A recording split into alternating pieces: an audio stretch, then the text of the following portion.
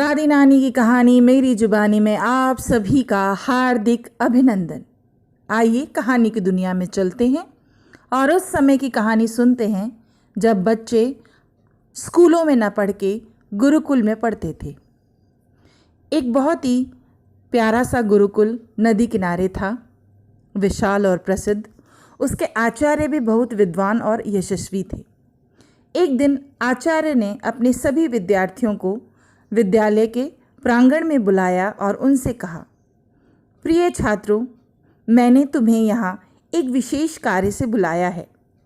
मेरे सामने एक बहुत बड़ी समस्या उत्पन्न हो गई है। मेरी कन्या विवाह योग्य हो गई है, किंतु उसका विवाह करने के लिए मेरे पास पर्याप्त धन नहीं है। मैं भी चाहता हूँ कि मैं अपनी बेटी को कुछ न कुछ भेंट अर्पण करूँ, परंतु क्या करूं यह समझ में नहीं आता। कुछ विद्यार्थी जिनके पिता धनवान थे, वे आगे आए और बोले, गुरुदेव, हम अपने माता पिता से धन मांग कर लाएंगे और आपको गुरु दक्षिणा के रूप में दे देंगे। आप उसे दक्षिणा समझकर स्वीकार कर लीजिएगा। आचार्य ने कहा, मुझे इसमें थोड़ा संकोच होता है। भला तुम्हारे परिवार वाले क्या सोचेंगे कि गुरुजी तो बहुत ही लोभी हैं, अपनी कन्या का विवाह शिष्यों के धन से पूरा करना चाहते हैं। जो शिष्य आगे बढ़े थे वो संकोचवश पीछे हट गए। आचार्य फिर सोच में पड़ गए।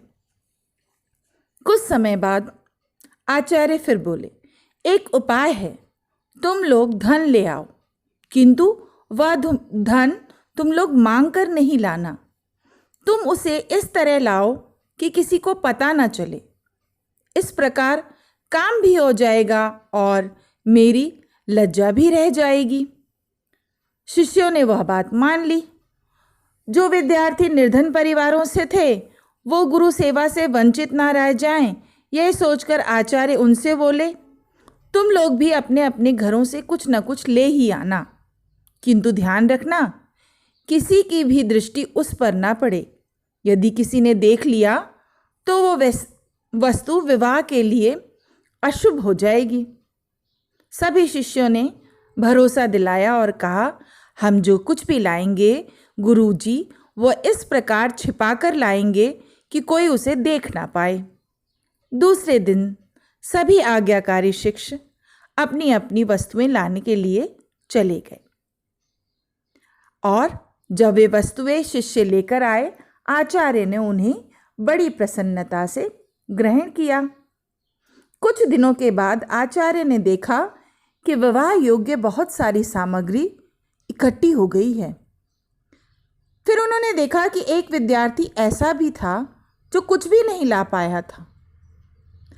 आचार्य ने उसे एक दिन अपने पास बुलाकर पूछा, क्यों, तुम्हारे परिवार वाले क्या बिल्कुल ही धनहीन हैं? विद्यार्थी बोला, नहीं आचार्यवर, मेरे घर में इस प्रकार का कोई अभाव तो नहीं है, परंतु मैं कुछ ला नहीं पाया। गुरुजी ने पूछा, क्यों, क्या तुम गुरु सेवा नहीं करना चाहते? तब शिष्य बोला, नहीं गुरुदेव, बात यह भी नहीं है। बात यह है कि आपने कहा था कि ऐसी वस्तु लाना जिसे उठाते समय कोई देख ना रहा हो। मैंने बहुत प्रयास किया, पर घर में कहीं भी ऐसा स्थान ना मिला जहां कोई मुझे देख ना रहा हो। तुम झूठ बोल रहे हो। कभी ना कभी कोई ऐसा स्थान अवश्य रहता होगा जहां कोई ना कोई हो, तब तुम चुपके से कुछ उठा लाते, ऐसा गुरुदेव ने कहा। तब शिष्य ने कहा, गुरुदेव यह तो ठीक है, किंतु ऐसे स्थान पर भी जहाँ कोई ना हो वहाँ मैं तो रहता ही हूँ।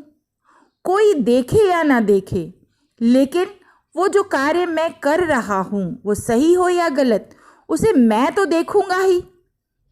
मेरे अंदर आत्मा में जो जीव है वह भी देखेगा। आचार्य ने तुरंत उस शिष्य को गले से लगा लिया और कहने लगे, बस तू ही मेरा सच्चा शिष्य है। मेरे कहने पर भी तूने पार पाप मार्ग नहीं अपनाया। यही तेरे चरित्र की दृढ़ता का प्रमाण है और मेरे द्वारा दिए गए ज्ञान की सफलता है।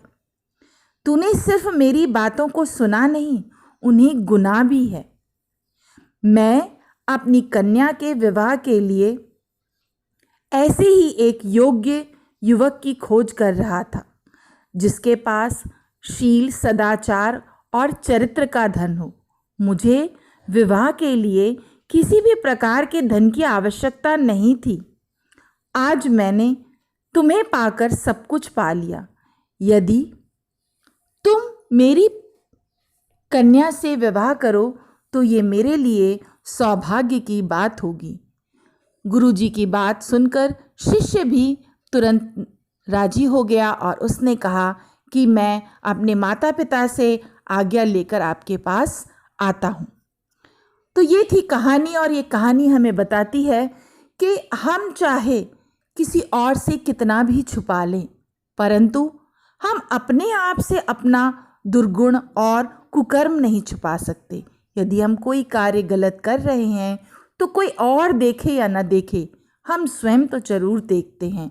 इसलिए जब भी हम गलत कार्य कर रहे हों तो ये याद रखना चाहिए कि कोई देखे ना देखे, ईश्वर जो हमारे मन में बसा हुआ है वह अवश्य हमें देख रहा है।